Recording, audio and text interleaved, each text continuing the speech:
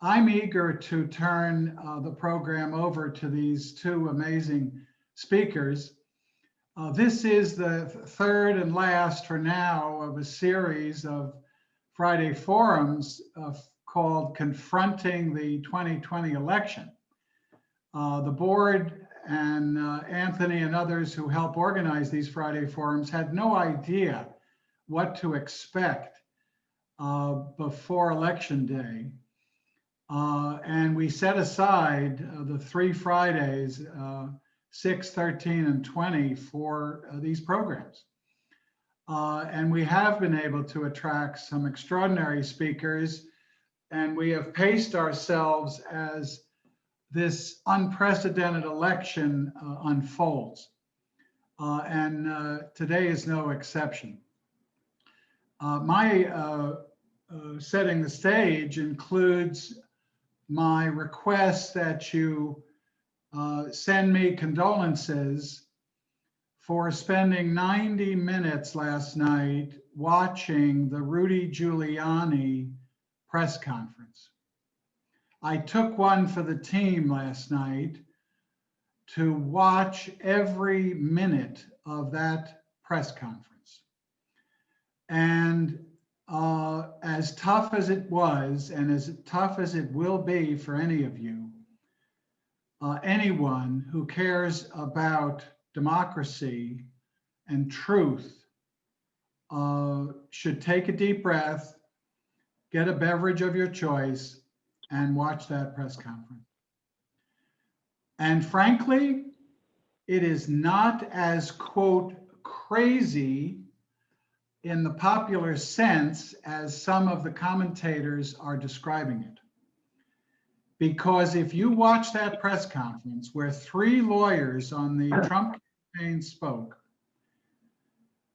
and you put yourself in the shoes of either your crazy uncle or that friend who keeps pushing conspiracy theories, or those letters to the editor in the LA Times a week ago that I circulated, which were calm, deliberate, articulate letters defending Trump.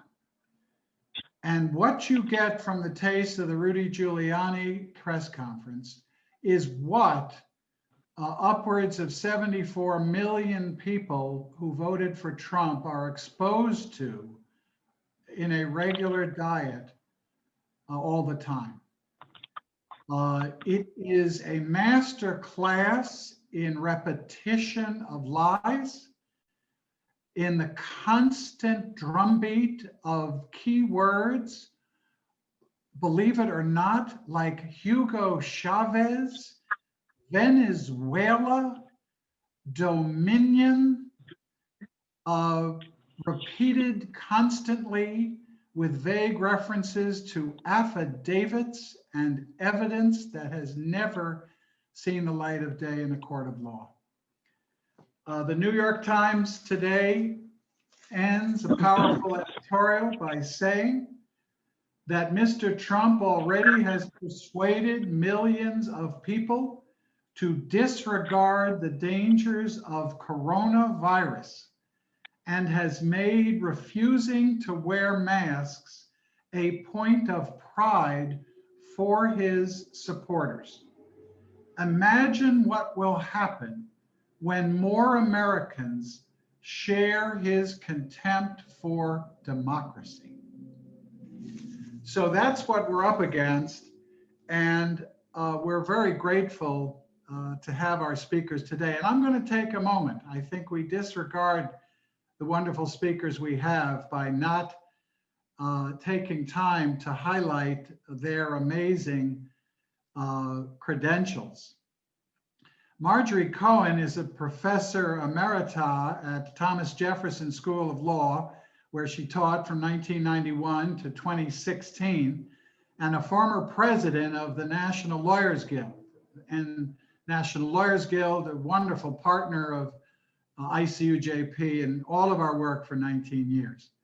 Professor Cohen lectures, writes, and provides commentary for local, regional, national, and international media outlets. She has served as a news consultant for CBS News and a legal analyst for Court TV, as well as a legal and political commentator for BBC, CNN, MSNBC, Fox News, NPR, and Pacifica Radio. She's the author of Cowboy Republic, 6 Ways the Bush Gang Has Defied the Law, and co-author of Cameras in the Courtroom, Television in the Pursuit of Justice with David Dow, and Rules of Disengagement, the Politics and Honor of Military Dissent with Kathleen Gilbert. Professor Cohn is editor and contributor to the United States and Torture, Interrogation, Incarceration, and Abuse, and Drones and Targeted Killings, Legal, Moral, and Geopolitical Issues, and a contributing editor and contributor for numerous other publications. She is the U.S. representative to the Executive Committee of the Association of American Jurists and Deputy Secretary General of the International Association of Democratic Lawyers. She's received a wealth of honors and awards that are listed in her bio. I have known Marjorie for many years. We reconnected recently and are on the organizing committee to defend Julian Assange. She's done incredible writing for Truth Out, and I'm personally just so proud to have her here. Let me introduce our second guest and explain the format for today. Andres Kwon is Policy Counsel and Senior Organizer at the ACLU of Southern California, which he joined in 2016. Don't you love that the ACLU's one of their active lawyers is accredited as a senior organizer, and that's going to be revealed today. For more than a decade, he's worked in immigrant rights and social justice, and he currently focuses on the intersection of immigrant rights, policing, and criminal justice reform. After immigrating with his family from Argentina, Andres worked as a community organizer and then became a human rights lawyer to fight alongside individuals and families like his who struggle to navigate and access justice in a complex, punitive criminal immigration legal system. Andres graduated in 2016 from the Epstein Program in Public Interest Law and Policy at UCLA School of Law. He served as senior editor at the UCLA Law Review, and through legal internships at the ACLU SoCal, led an effort to strengthen representation of low-income immigrants charged with crimes. The work has expanded immigration expertise within the Public Defender's Office, including a 5-fold expansion of the LA County Public Defender's Office Immigration Unit. He's fluent in Spanish and Korean. Well, you see the kind of caliber of people who are working on these issues.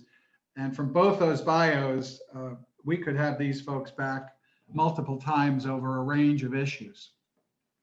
What I think we'd like to do today is begin with Marjorie. Oh, and I wanted to say that I've met and worked with Andres more recently through the Black Jewish Justice Alliance and other coalitions. He's an extraordinary leader with a keen insight into the intersection of the issues that he works on. We're going to start with Marjorie. Each speaker will have about 15 or 20 minutes to present their material. We may have some inter-panel questions that I'll conduct, but we're eager, as this group knows, to have questions and answers. I would ask you to use the participant device. If you click on the word participants at the bottom of your Zoom screen, a list of all of us come up, in my case, on the right side of the screen. And there is a place to raise hand by hitting the icon of raise hand. And in my case, the blue hand comes up next to Steve Rohde. It expedites our questions and answers and keeps them as orderly as possible if people can use that device. On the other hand, I recognize some people are on the phone and other people have other devices, and we will recognize the raising of hands or the device I just put in my box of either the hand or the clapping hand, and I'll accept that as a way of raising your hand. Marjorie, this is such a dynamic situation that's been virtually changing at every step of the way since Election Day. You have been monitoring the lawsuits brought by the Trump administration and others, the Trump campaign, I guess I should say, and others, and the serious cusp of literally a coup that in other countries would be called a coup that we are in the midst of. So as you've prepared, we're very eager to hear your thoughts and reflections on all of that. Thank you so much, Steve. And I'm delighted to be invited to speak at this great organization's webinar, and very impressed with the members of the group and your work and what you're doing. So thank you again. So Trump is in the process of mounting an attempted electoral coup. Joe Biden has won states worth 306 electoral votes, which is 36 more than the 270 he needs to win the presidency. And he has also bested Donald Trump by more than 5 million votes in the popular vote.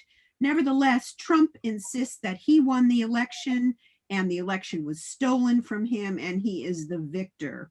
And as Steve said, there is a concerted effort, not just in the courts and in the legislatures, which I'll talk about, but also in the court of public opinion, trying to appeal to Donald Trump's supporters, in excess of 70 million people who voted for him.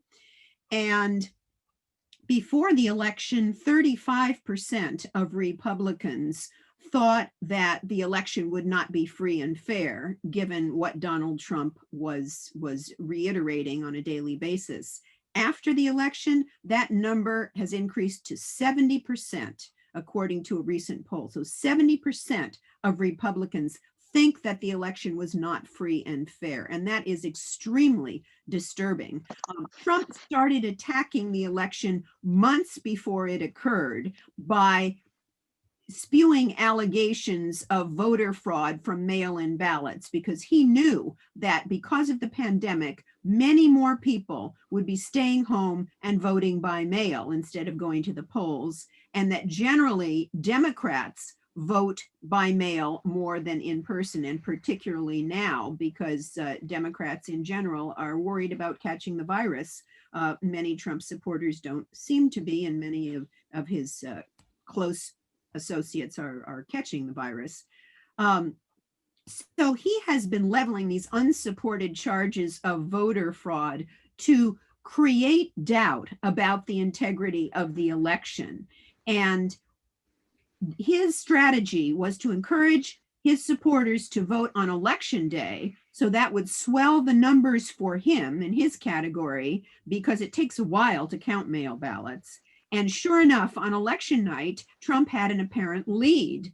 And those of us who, it was depressing for me, even though I knew that the mail ballots hadn't been counted. But Trump immediately declared victory, said that the counting should stop. In fact, he misspoke and said the voting should stop. And of course, voting had stopped by election day, or at the end of election day. And so as the tabulation continued, Biden actually overtook Trump, as everybody knows, when the mail ballots were counted. What Trump is doing is setting the stage for an electoral coup. The Republicans and the Trump campaign have filed frivolous lawsuits that allege mostly technical violations of voting procedures. None of them would really change the outcome of the election, but the real goal of these frivolous lawsuits is to create doubt in the minds of the public and gin up these allegations of voter fraud so that Republicans who control state legislatures can submit electors, an electoral slate for Trump, even if Biden won the popular vote in those states. And that's what this attempted electoral coup is all about. Trump's lawyers are seeking court orders to delay the certification of the vote count in key states where Republicans control the legislatures so that they can appoint Trump electors. He's filed litigation in several states, notably Pennsylvania, Michigan, and Arizona. Judges in Pennsylvania, Michigan, and Arizona have dismissed Trump lawsuits. Judges in Michigan have refused his request to certify the vote count. And a judge in Michigan said that some of the allegations in one of these lawsuits was not credible. He said that it was rife with speculation and guesswork, and that it would be an unprecedented exercise of judicial activism for the court to stop the certification process. Now, two major law firms, Porter, Wright, Morris, and Arthur on the one hand, and Snell and Wilmer on the other, abruptly withdrew from representing Trump and the Republicans in lawsuits that, the Porter, Wright in Pennsylvania and Snell and Wilmer in Arizona. They have been under tremendous pressure, and they realized that they were being used to undermine the integrity of the election. Democratic and Republican officials in virtually every state told the New York Times there was no evidence of fraud or other irregularities that affected the election results. Moreover, the Department of Homeland Security's Cybersecurity and Infrastructure Security Agency, or CISA, which Trump created in 2018, said that this election on November 3rd was the most secure in American history. They came up with a report saying there's no evidence that any voting system deleted or lost votes, changed votes, or was anyway compromised. And that was on November 12th. 5 days later, the director of CISA denied there was any manipulation of the electoral system. He said that the claims of fraud are unsubstantiated or technically incoherent. Later that day, Trump fired him for making a highly inaccurate statement, even though Trump provided no evidence of that allegation. Now, Attorney General William Barr, of course, we know that he's Trump's aider and abettor in much of his law breaking. And sure enough, he's aiding and abetting Trump once again. Before the election, the Department of Justice, which the Attorney General heads, changed its long-standing ban on voter fraud investigations before an election. And after the election, Barr said, he told associates that he didn't see any massive voter fraud. But under pressure from Trump, Barr signed a directive empowering federal prosecutors to investigate substantial allegations of voting and vote tabulation irregularities. 16 federal prosecutors said there is no evidence of substantial voting irregularities, but just the fact that Barr publicly authorized that investigation adds to that cloud that Trump is creating in the minds of the public, particularly Republicans, that the election was not free and fair. And in response to the Barr edict about federal investigations, federal prosecutors mounting investigations, the Justice Department in charge of voter fraud investigations left his job in protest. Now, let's look at the law on the electoral votes and try to understand. It's a convoluted situation which was created, as many people might know, to help slave states win elections because slaves couldn't vote. And the states with the highest population had more representatives and therefore more electors. And in that compromise, when the Electoral College was created, they decided that slaves would count 3/5 of a person. You've heard of the 3/5 of a person. Well, this is where it comes from. And so they would swell the population numbers in the southern states so that the southern states could have more House of Representatives in the House, even though slaves couldn't vote. And the electors are, the number of electors each state gets is a total of the number of senators and the number of people in the House of Representatives. So every state gets at least 3, 2 senators plus at least one representative in the House. And bigger states like California and New York, that's why they have more electoral votes, because they have bigger population bases and therefore more representatives in the House. So the Constitution gives, in Article 2, the Constitution gives state legislatures the power to decide how electors are selected. It says each state shall appoint in such manner as the legislature thereof may direct a number of electors equal to the number of senators and House members. The US Code requires that electors be chosen on election day. But when a state has failed to make a choice on that day, then the electors may be appointed on a subsequent day in such manner as the legislature of such state may direct.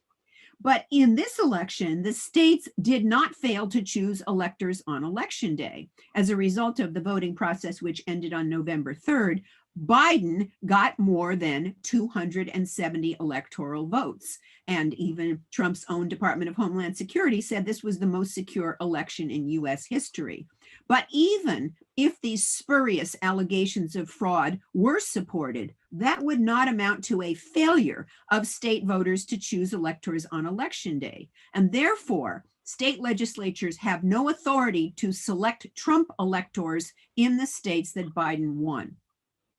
Trump supporters are targeting Pennsylvania, Michigan, Wisconsin, and Arizona, all of which Biden won, by raising allegations of fraud in the court of public opinion in these frivolous lawsuits in hopes of providing political cover to Republican state legislatures to disregard Biden electors, even in the states where Biden won the popular vote, and submit instead Trump electors. But all 4 of those states require that electors be awarded to the winner of the state's popular vote on election day.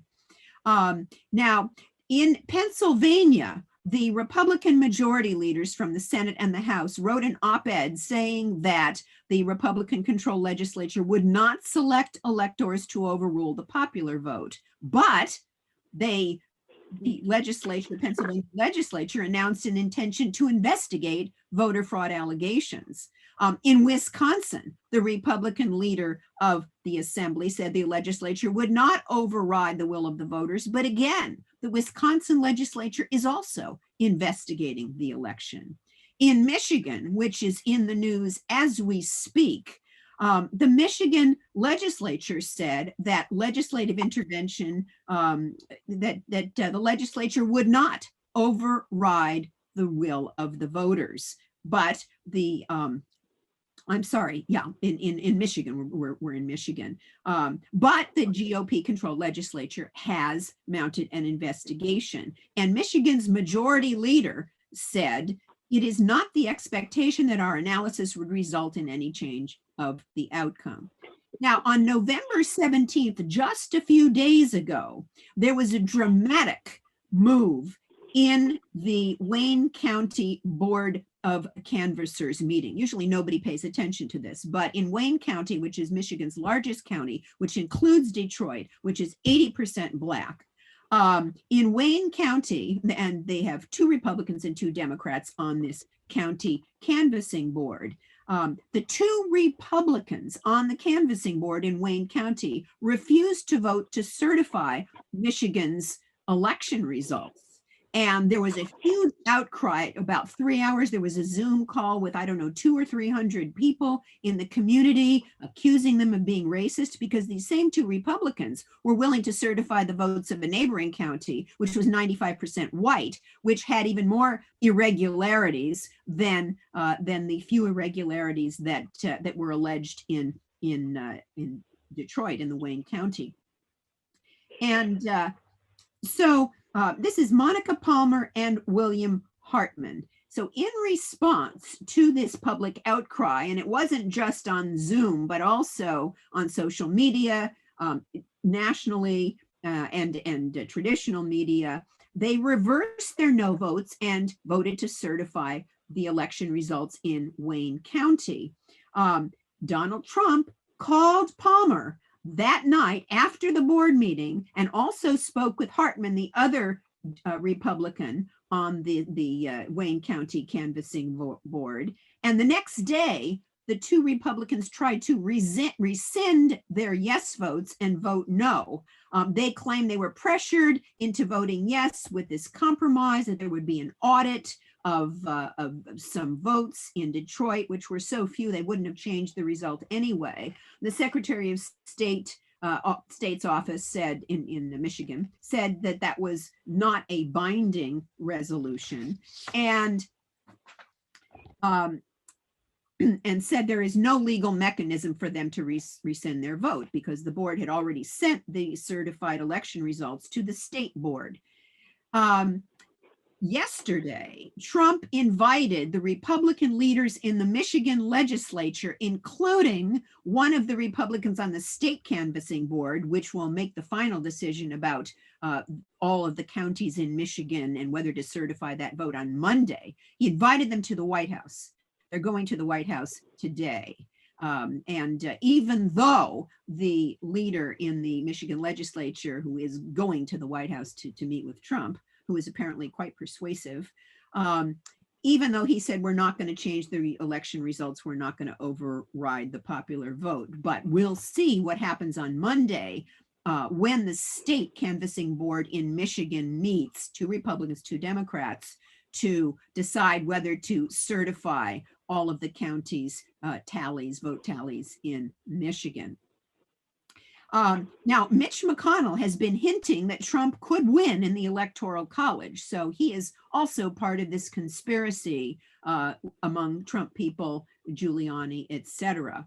The states have to count their electoral votes and settle election disputes by December 8th. That's called the safe harbor deadline. And on December 14th, the members of the Electoral College in each state will meet to elect the president. So if the legislatures in Pennsylvania, Michigan, and Wisconsin try to appoint Trump electors over the will of the voters, and all of those states have Republican-led legislatures, the Democratic governors in those 3 states would refuse to sign the certification of Trump electors and would submit Biden electors. So there may be dueling slates of electors submitted to the Electoral College.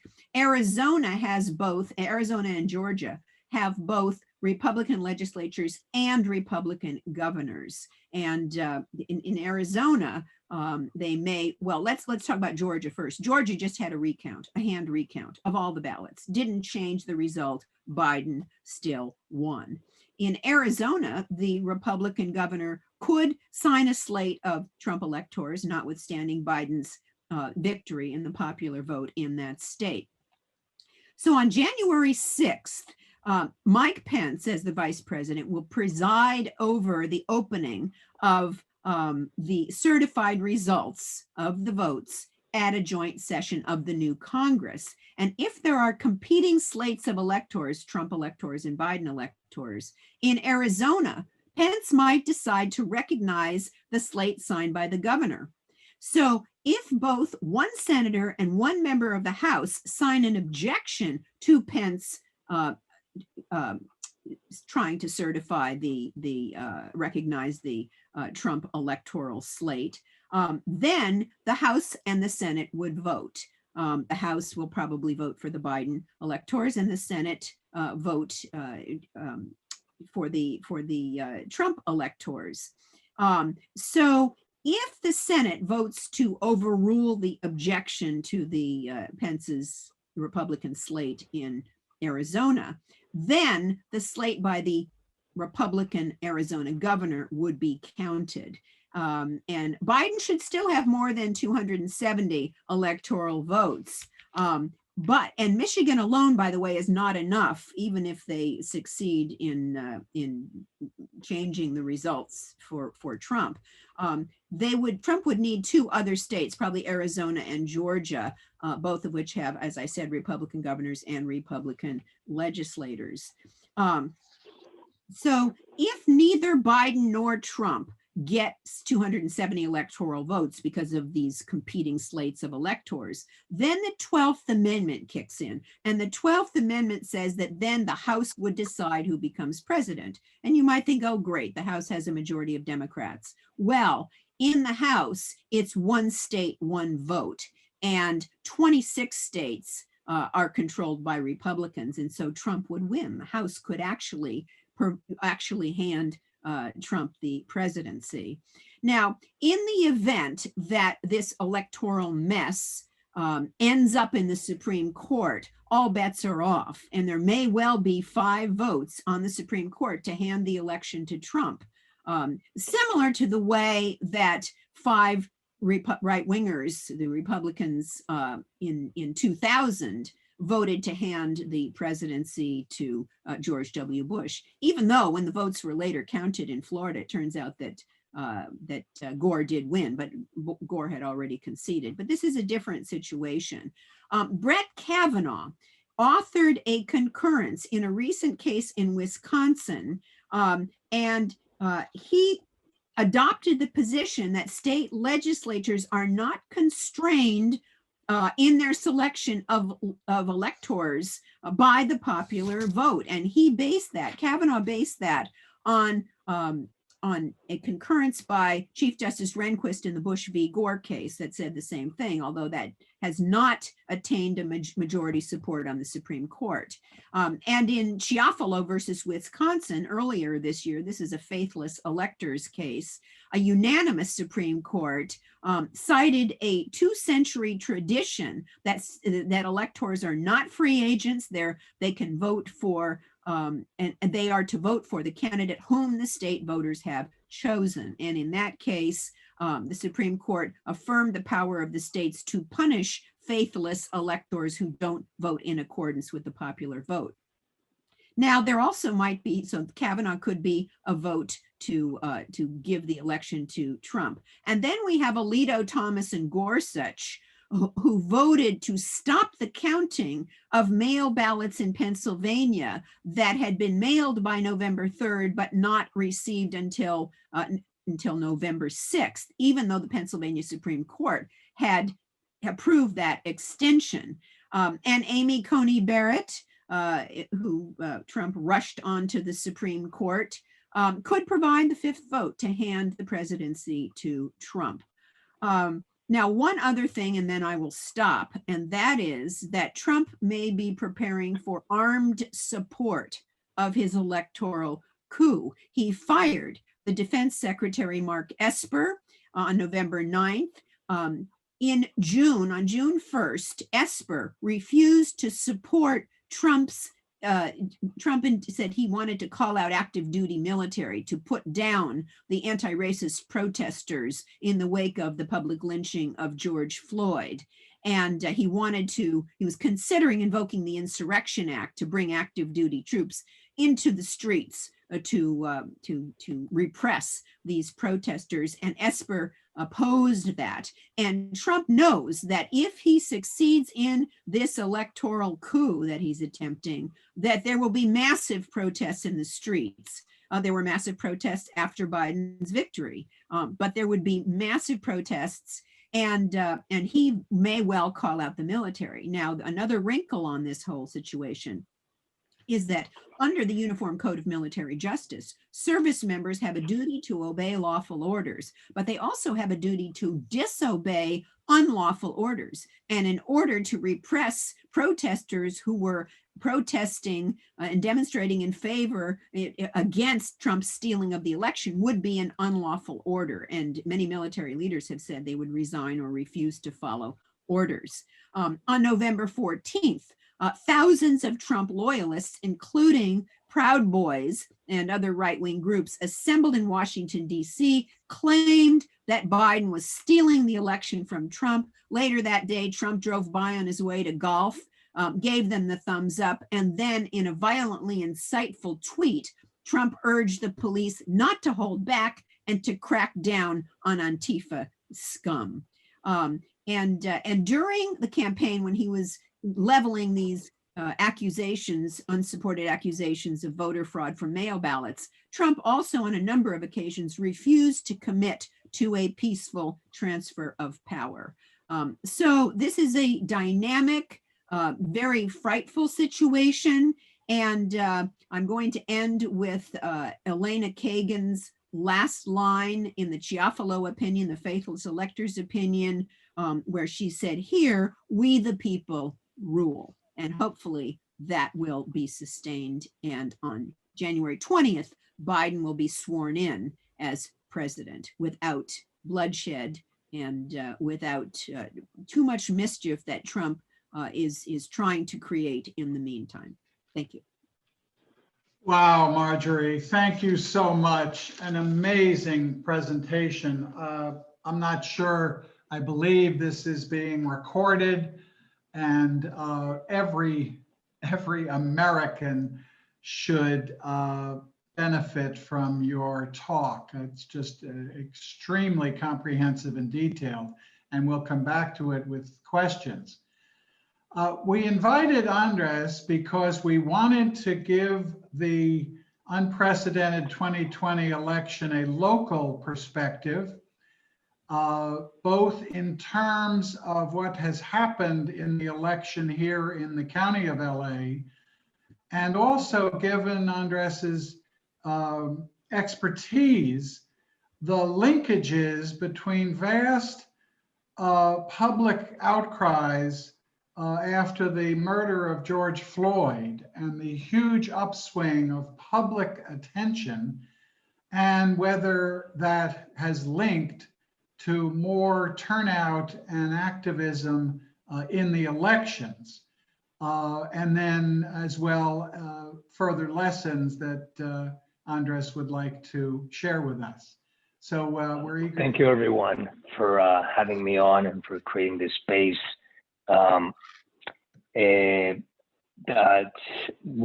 Marjorie, what a frightful situation you just described to us, a dynamic one that's happening right now. It's unfolding before our eyes, and I would love to know, Marjorie, if there's anything we can do, and what those actions could be right now, so we can have that discussion later on. Steve, you mentioned Brian Stevenson, who's been a real inspiration to me.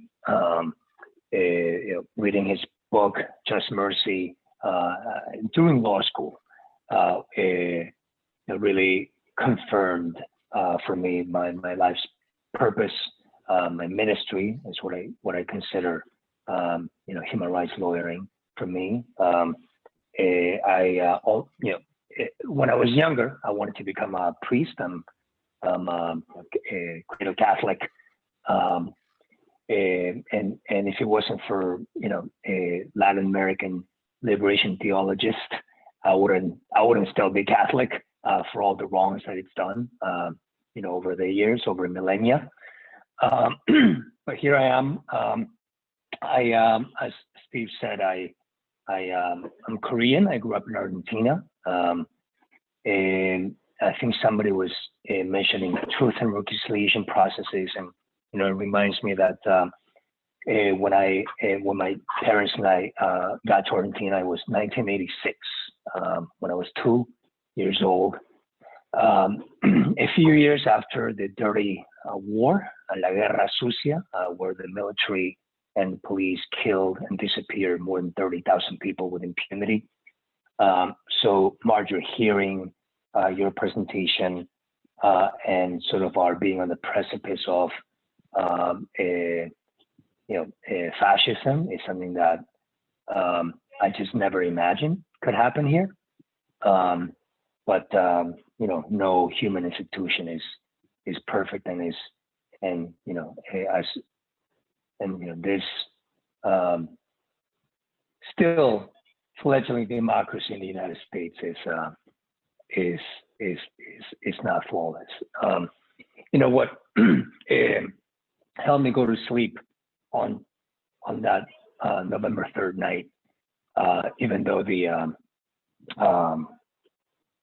national election results didn't seem too good, even though I knew there was a red mirage, so to speak.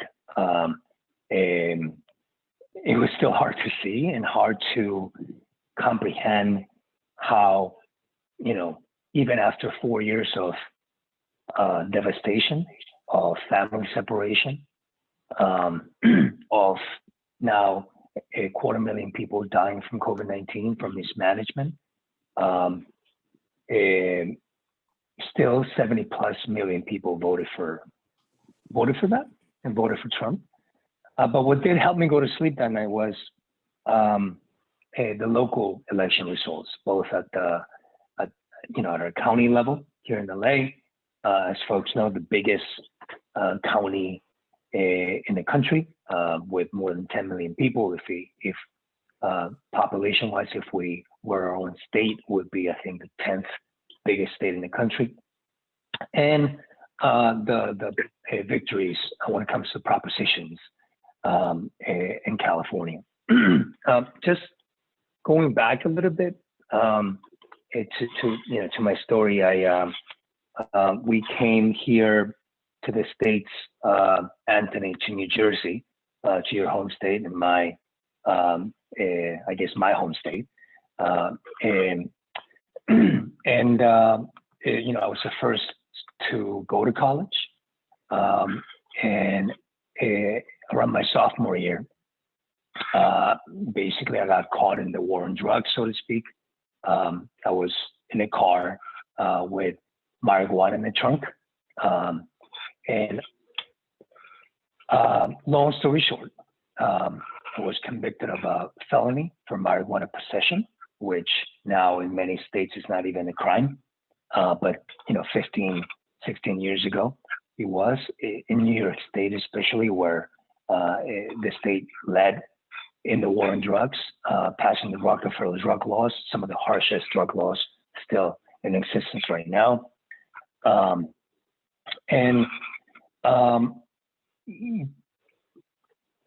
As recent immigrants, accessing ethical, effective, affordable lawyers was a real struggle. I hadn't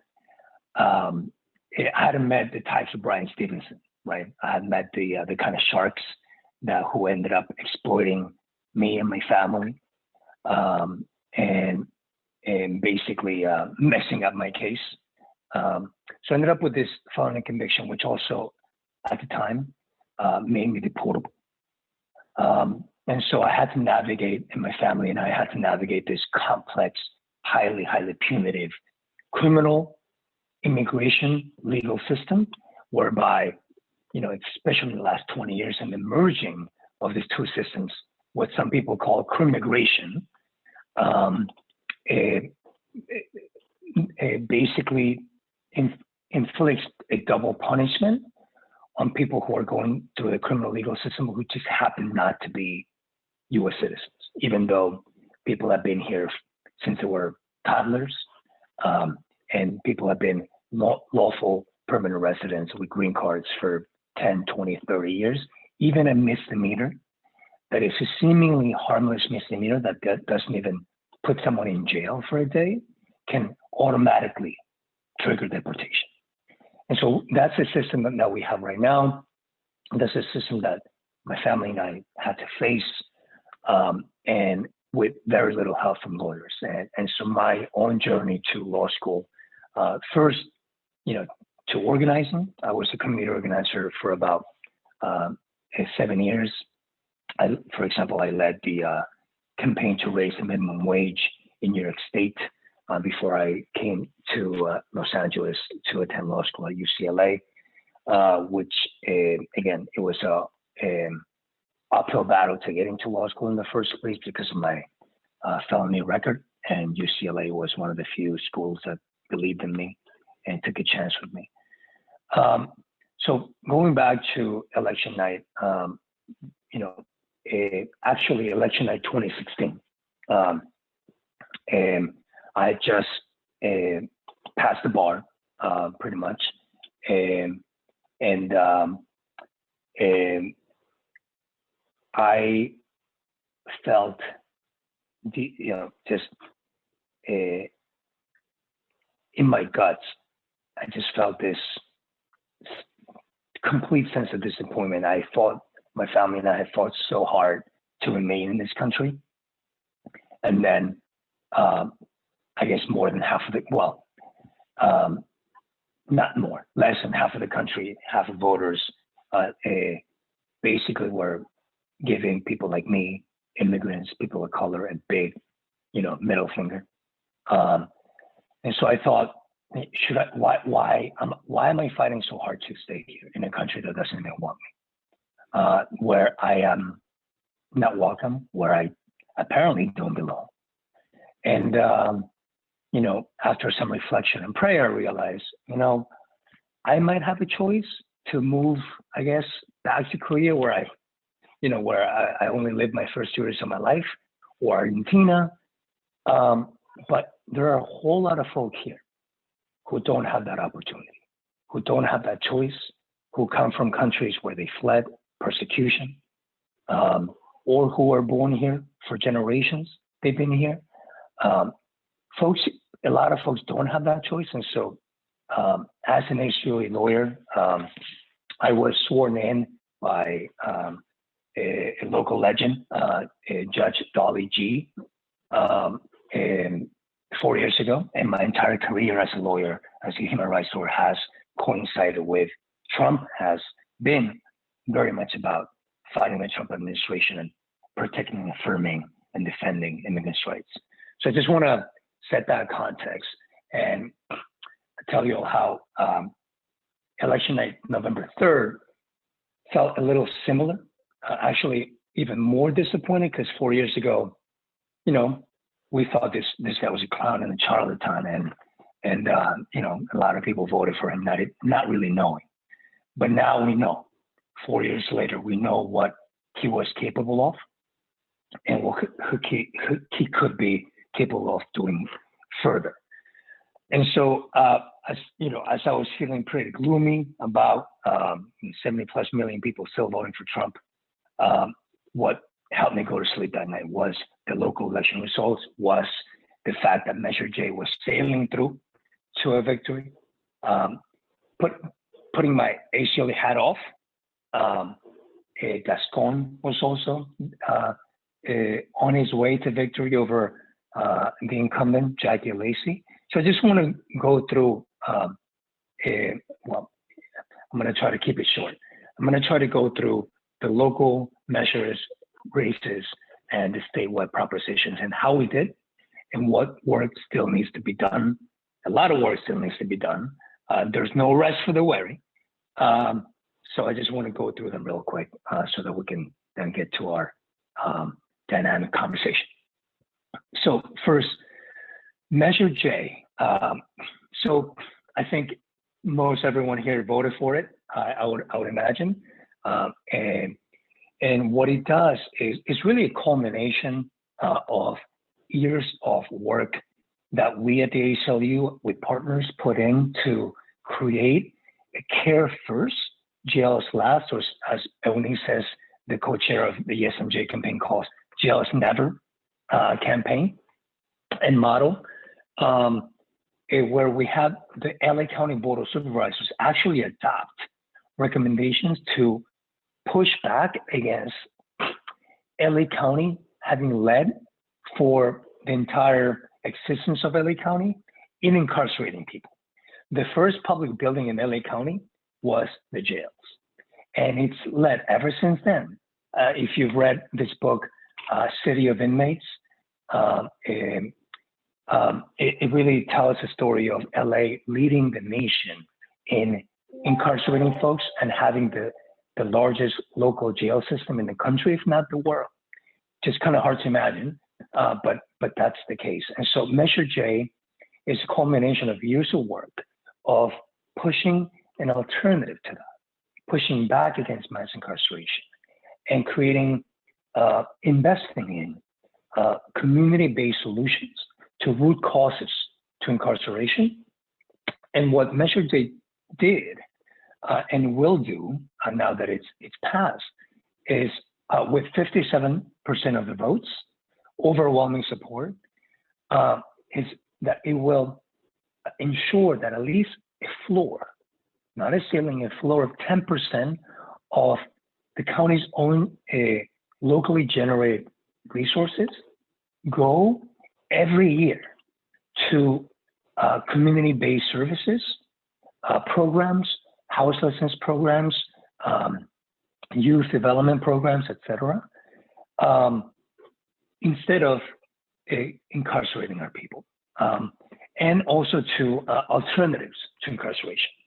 So we're talking about, again, in community health, housing, jobs, and these funds cannot be spent on police, on jails, on the DA office, on probation. So we expect, at least pre-pandemic, we expected about $500 million to $1 billion to go into alternatives to incarceration and community-based services as part of Measure J. With the pandemic, that's still TBD. With this unprecedented fiscal crisis that we have, how much of that money will actually go to Measure J? But we are working on implementation as we speak, and I'll get to that a little later. That's going. Steve, actually, you have probably the most intimate knowledge of this. I don't know if I should call you up for this piece, but just real short, Gascon one, it creates a huge opportunity, Steve. I don't know if you have any quick words on this. I'll weave that into comments later. I'm so eager to let you continue and wrap up. Sounds good. Well, it's pretty clear that Prop 20, defeating Prop 20. Yeah, so let me move on to that. So now go on to the California-wide propositions. So Prop 20 would have dramatically increased the number of people incarcerated in our prisons and jails, basically by restricting parole release and enacting one of the nation's strictest laws for theft offenses, basically undoing a lot of the amazing reforms that we've been able to bring about at the state level on the criminal legal system reform. And so we were able to vote overwhelmingly against it with 61% of the vote, and voting no on Prop 20 to stop police associations from essentially ratcheting up criminalization, oppression of Black and brown folks in California. And it basically was a resounding rejection of the, and a clear victory against the police association. So just want to lift that up because this is a proposition that the police unions really focused on and brought up. Proposition 17, so by a large margin, 57% again, voters supported this one to give people back the right to vote after completing prison terms. So it will allow 50,000 more people to vote in California. It may not mean a whole lot in California potentially. It will, but this is a kind of effort that has been brought about in other states where it would matter more, just like in Florida, for example, where this effort has been brought about, and the Republicans in particular have been very keen on suppressing the vote of formerly incarcerated folks. And this is a real demonstration that voters believe in second chances and not in stripping people of this fundamental right. And it really showed the power of coalition efforts, especially led by systemic impacted folk, and especially Black and Brown leaders. Proposition 25. This is the last of the many criminal legal system reform propositions that we won. So voters strongly rejected by 56% a proposition that would have replaced the cash bail system that needs replacing. But this one was doing it with an assessment tool, with a risk assessment tool that was not scientific, was not objective, and instead it was based on racial and socioeconomic bias that would have resulted in massively increased funding for law enforcement. And so the ACLU SoCal worked with community partners to say no on this proposition. And we will continue the work of ending cash bail, but the right way, not in a way that would continue the criminalization of people of poverty, and in particular, discriminating against Black and Brown folks. Moving on, we lost on several fights that dealt with economic justice, well-funded schools, housing. So Prop 15 lost by a slim margin, and voters rejected the first real attempt in over 40 years to close the commercial property tax loopholes that could have provided really needed funds, especially now, for schools, community services, community infrastructure. And wealthy interest groups really, went to bat for this.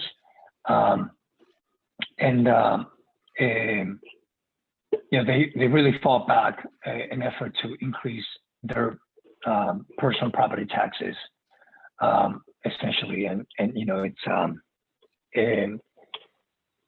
this one hurts. We at ACLU SoCal, we really went hard on this one. It was one of our priority propositions. Proposition 21, moving on. Voters rejected by 60%. This attempt to make it easier for cities to enact rent control policies. And God knows we need them now with the houselessness crisis, with a crisis of affordable housing. But this is not going to stop our momentum, continuing to fight for housing justice, including statewide efforts and local efforts to move to a housing first model, and prioritizing expansion of safe, affordable, and permanent housing. I'm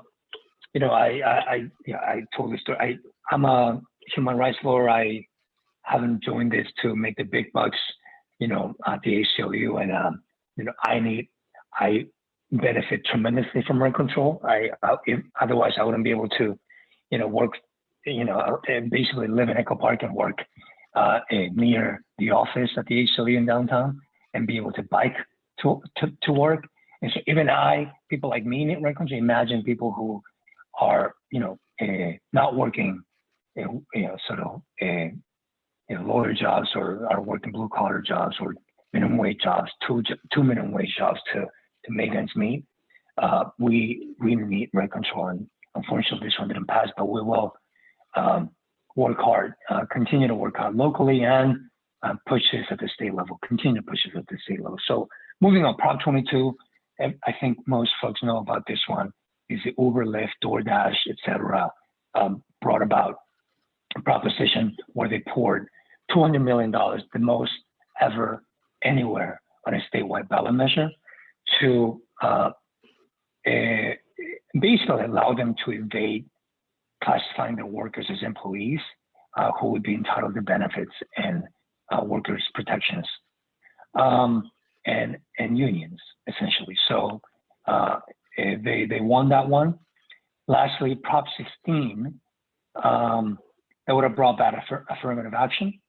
I went to UCLA law. I went out of 1,100 students in the student body at UCLA School of Law, only 33 were Black. and that was the sort of the result of years and decades of the state of California undoing affirmative action. This was a way to bring it back. Unfortunately, we still have a lot of work to do, even with, especially with people of color who many of them ended up voting against this. You know, just lastly, yeah, Steve? No, you have about a minute to wrap up. Sounds good. I just got to say that, you know, we in Partners worked hard this year to make voting easier and more accessible, and universal vote by mail really did help turnout. It was one of the highest turnouts, if not the highest in LA County. And LA County, I have to say, voted to pass, voted the right way on all these propositions, or most of them, whereas the state didn't. LA County did, and I think that shows the amount of work that we did, not just this year, but multi-year, to organize our people, to educate our folks and our voters. Low propensity voters went to the polls. We did a lot of work to engage voters who don't often vote or who voted for the first time, and it really paid off.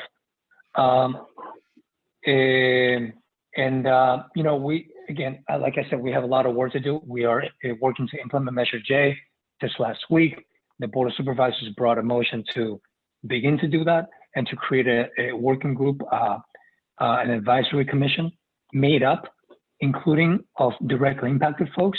And there's an application process for that. I just want to share that so that, you know, you can share that widely.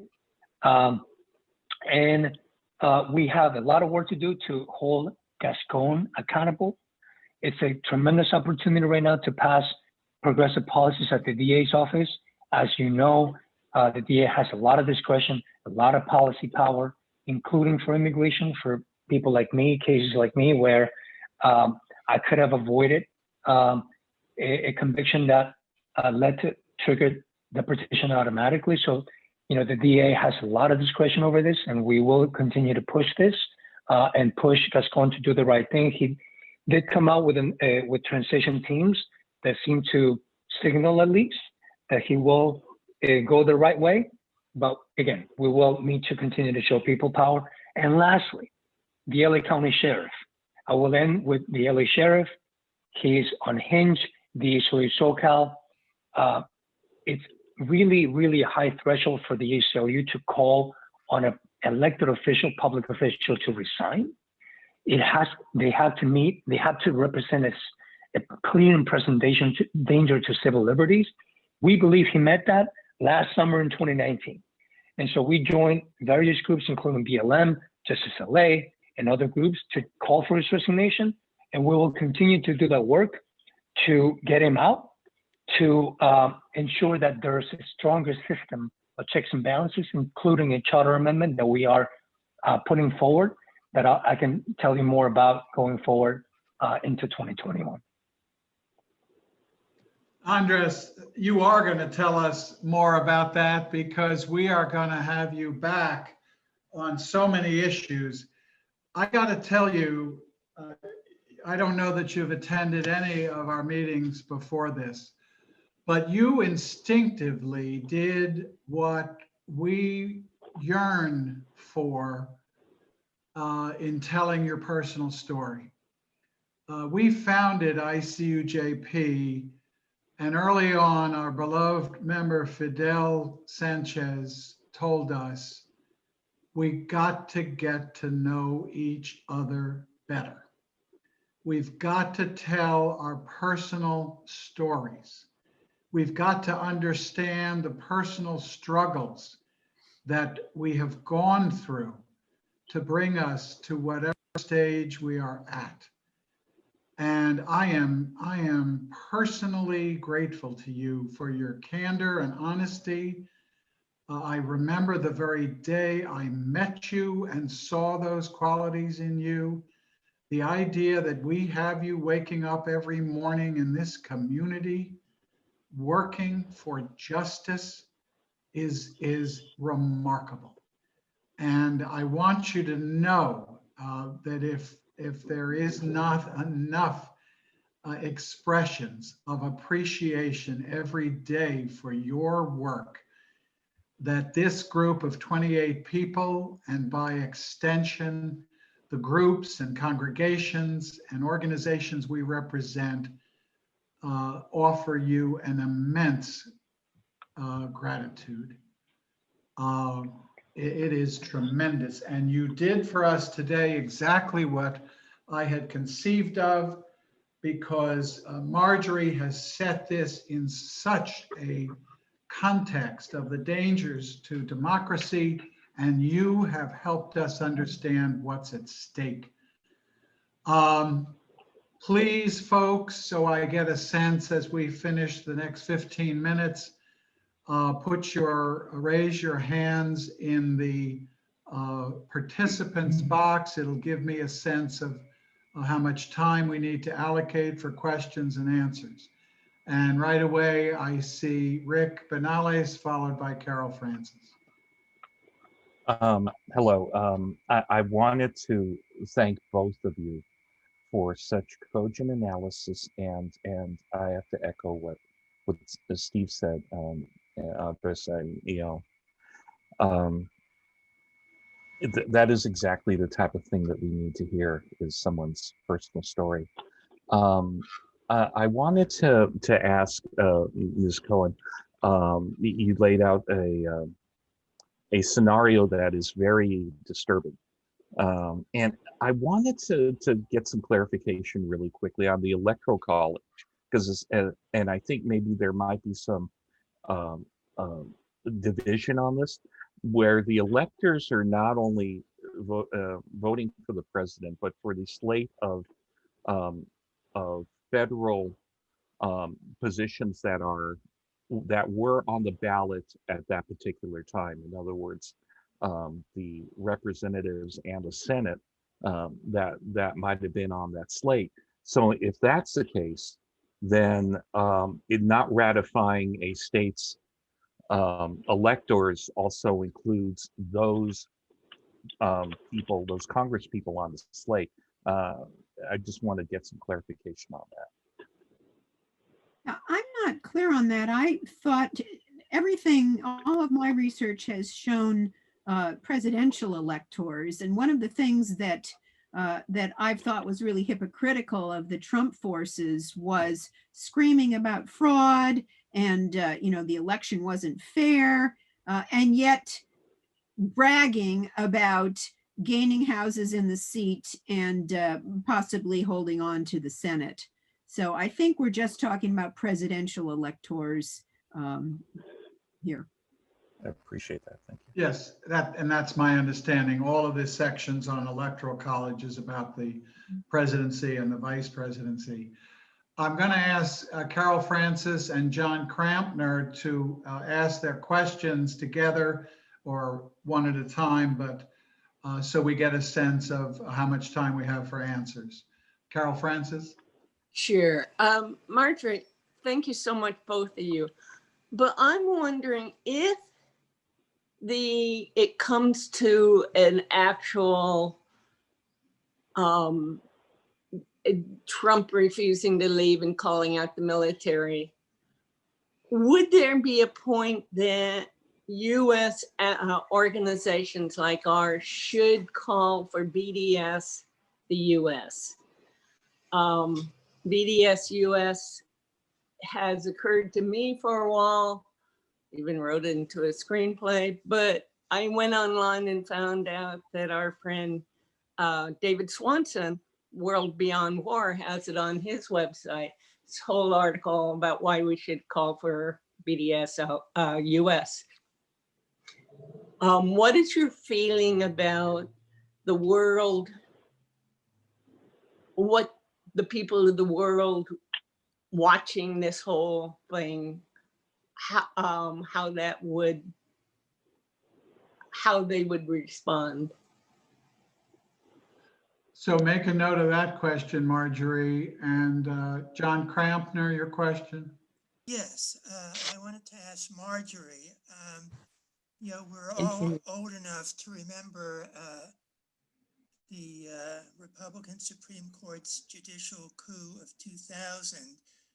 And I wanted to ask her whether she feels that Democratic Party compliance and submissiveness to that coup in 2000 has emboldened the Republican Party to try it again, since they tend not to provide much opposition.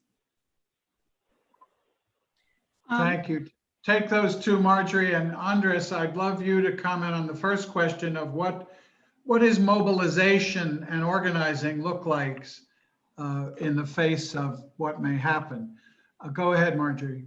Yes, BDS, of course, boycott, divestment, and sanctions, which is a campaign to pressure Israel into ending their occupation of the Palestinian lands. BDS US is an interesting concept.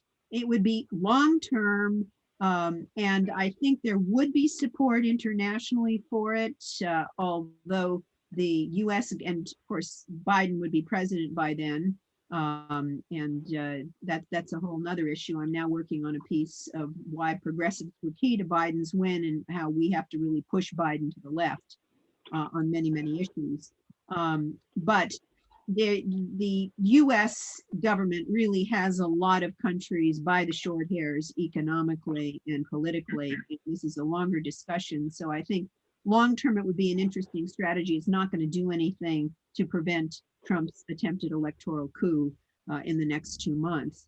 And in terms of Bush v. Gore and whether Gore's early concession basically indicated or gave Republicans the idea that they should try to steal this election, I'm not sure that there's a cause and effect, although that certainly was helpful to Bush, George W. Bush, in handing him the presidency. If those votes had been recounted in Florida, in all likelihood, Gore would have won. But I think that the Supreme Court decision of Bush v. Gore, where the right-wingers, who are usually very much in favor of states' rights, let the states decide what they want to do about guns and abortion, etc. I wrote a piece shortly after Bush v. Gore was decided called States' Rights When the Ends Justify the Means. And so I think that that the Republicans and the Trump forces have looked at Bush v. Gore, and particularly Rehnquist's concurrence, which I mentioned, as something that they would like to repeat in Trump v. Biden. So I'll just stop there. Yes, there is a time bomb in Bush v. Gore in a concurrence by Rehnquist, Scalia, and Thomas, who continues to serve on the court, which Kavanaugh and others have resurrected in their opinions, narrow opinions in the election cases so far. So stay tuned if that ever blossoms. Andres, what is the role of organizing, mobilization, if any of the darkest scenarios Marjorie has described for us begin to come to pass? Well, I don't really have a magic bullet here. I think, as Marjorie said, this is so dynamic, and I, at least here in LA and here in California, we can, BLM, for example, has been organizing protests every Wednesday, around Jackie Lacey. There is a strong infrastructure that we built in LA to take to the streets. The uprising, after the public lynching of George Floyd, as Marjorie said, it's really created a unique moment in history that hopefully we won't have again, because hopefully we won't have another George Floyd and Breonna Taylor and et cetera. And locally, the LA sheriffs have killed 13 people since George Floyd.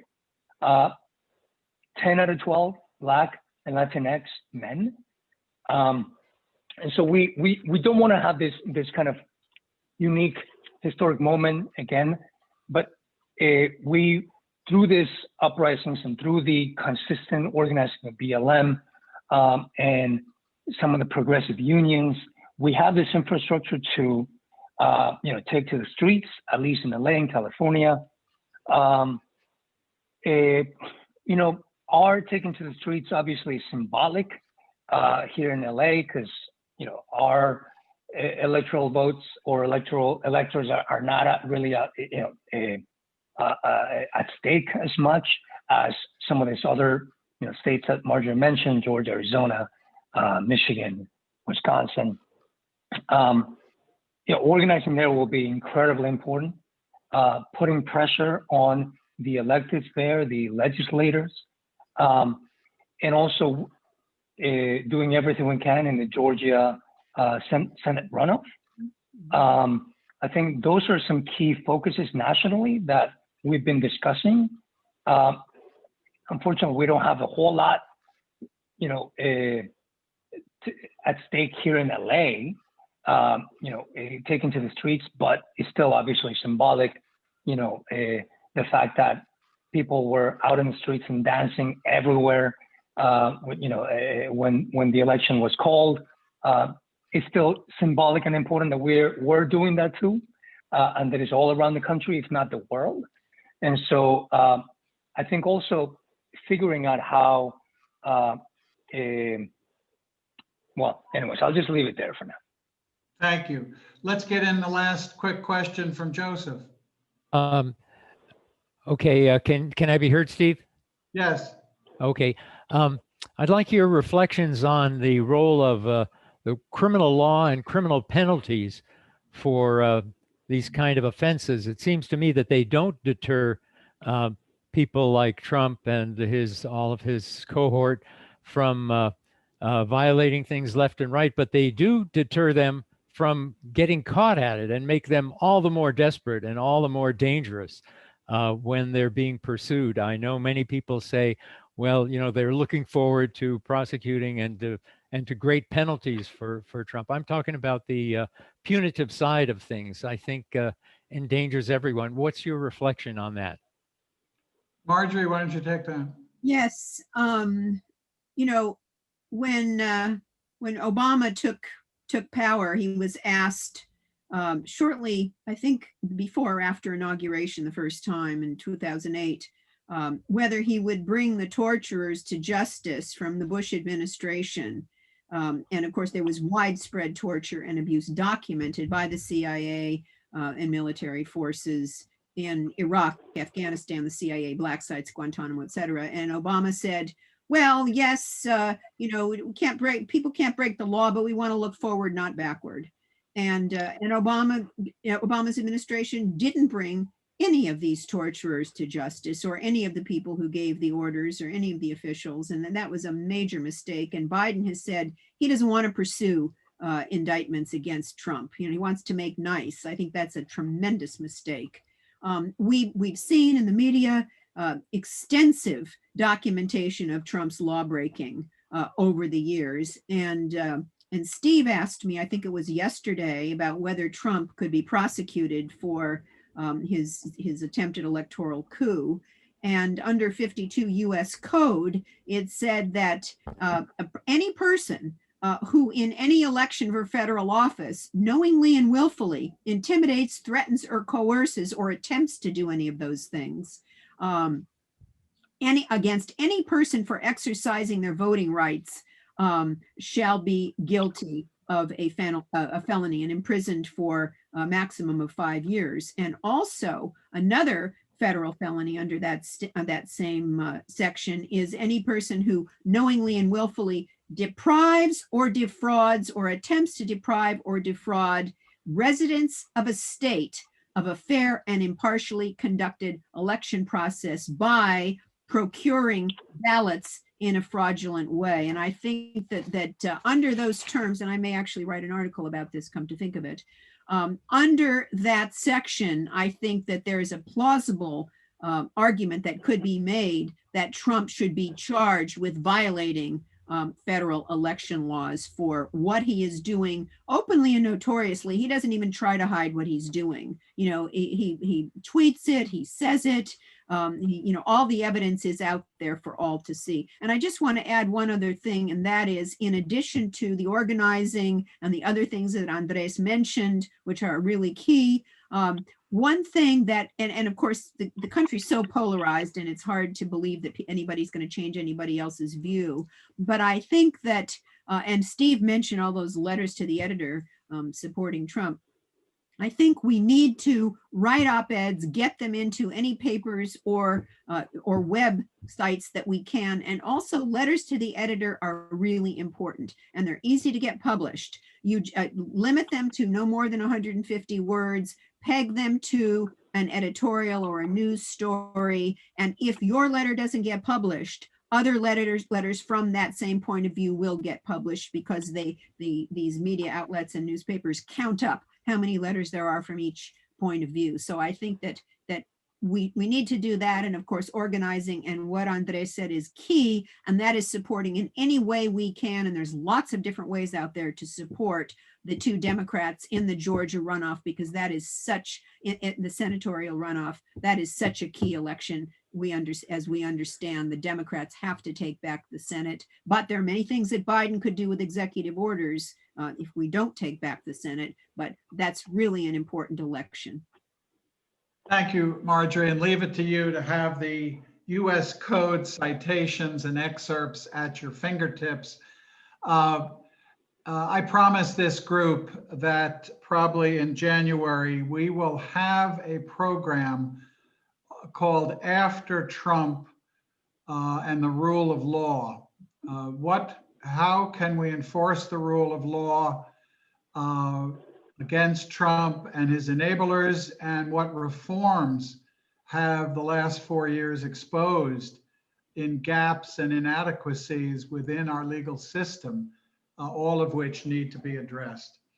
I think I've gotten across how immensely grateful I am to Marjorie and Andres for today's program, and not just for today's program, but for the work they do every day